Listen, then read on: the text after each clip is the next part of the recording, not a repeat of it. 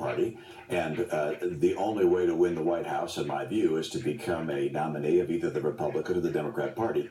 And simply running to be a spoiler would not give the American people, I think, the chance to express their own views about Mr. Trump or about Secretary Clinton. I think they will do so.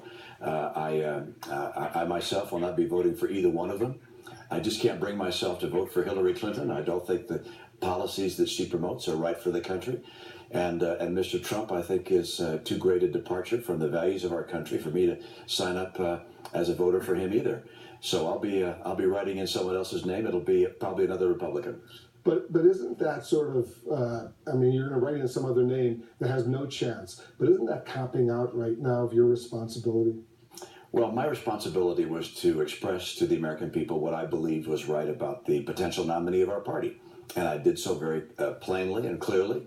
And the people who made the choice decided to go a different direction. That's their right. But as an individual, I simply can't put my name down as someone who voted for principles that suggest racism or xenophobia, misogyny, bigotry, who's been vulgar time and time again.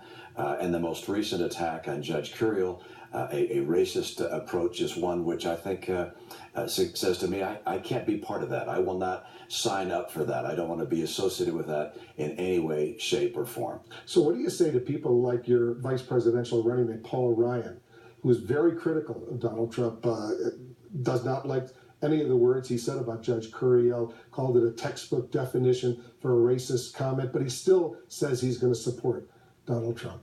Well, I don't argue with people who've come to a different conclusion. They're looking at the two candidates and deciding who they think is best able to serve our country at this time.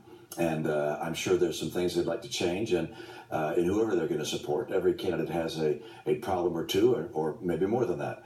But for me, Mr. Trump's problems are such a dramatic nature, such a departure from the values of our country and my own personal values, that I can't sign up to be part of his campaign. Are you disappointed Paul Ryan has endorsed him? I wish everybody in the Republican Party had rejected Mr. Trump and chosen someone else. But my choice is different than that of the other people, and I'm certainly not going to argue with them about their choice. Their view is that Secretary Clinton would so dramatically change the nature of the Supreme Court that represents a threat to our future. I understand that perspective, but I find that compelling, but also the Donald Trump failure is also compelling. Should Paul Ryan take back that endorsement? Oh, look, I wish every Republican who supported Mr. Trump said, I made a mistake, let's go a different direction. But that's not going to happen. The people have spoken, and we're going to have Donald Trump as the Republican nominee. Because how can you square what you say, racist comments, xenophobia, misogyny, all of these other things, how can you square that with then still going ahead and voting in favor of that candidate? Well, I can't, and that's why I have reached the decision I have. And over the coming campaign, Mr. Trump will probably be able to adjust his rhetoric and follow the script of a written speech in such a way that he won't be quite as offensive on these value issues as he has been in the past. But unfortunately, what he's said already demonstrates who he is and the nature of the character of the man. And for me, that's something which is will not be erased by rhetoric in the coming months. You don't believe he can change? Oh, I believe he can change his rhetoric. I believe he can hide who he is, but I believe that who he is has been revealed by his lifetime and by the words in the campaign that he's spoken to this point.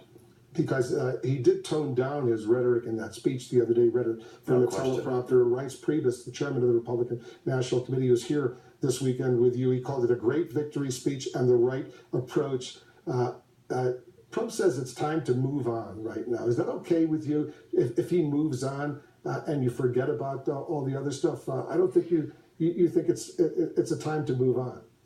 Well, I can imagine that Mr. Trump would like to have people move on and forget what was said during the primary process and what's been said over the years.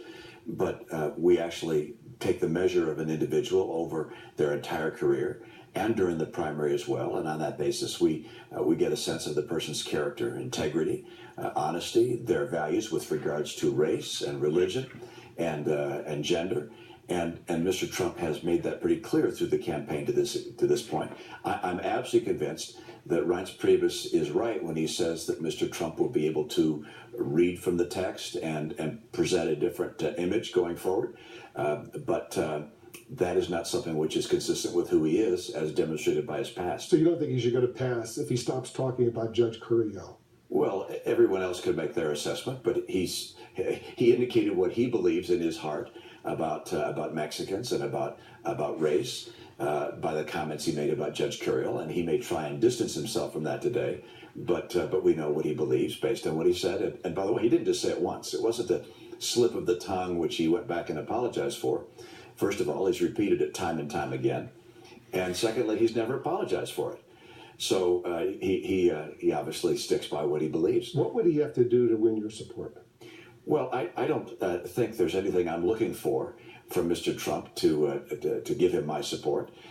He's demonstrated who he is, and I've decided that a person of that nature should not be the one who, if you will, becomes the example for coming generations or the example of America to the world. Look, I don't want to see trickle-down racism.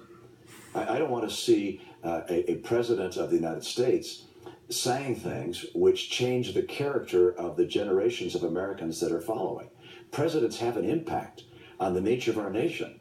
And trickle-down racism, trickle-down bigotry, and trickle-down misogyny, all these things are extraordinarily dangerous to the heart and character of America. And so I'm not looking for Mr. Trump to change a policy that more aligns with my own. This is not a matter of just policy. It's more a matter of character and integrity. You think he's a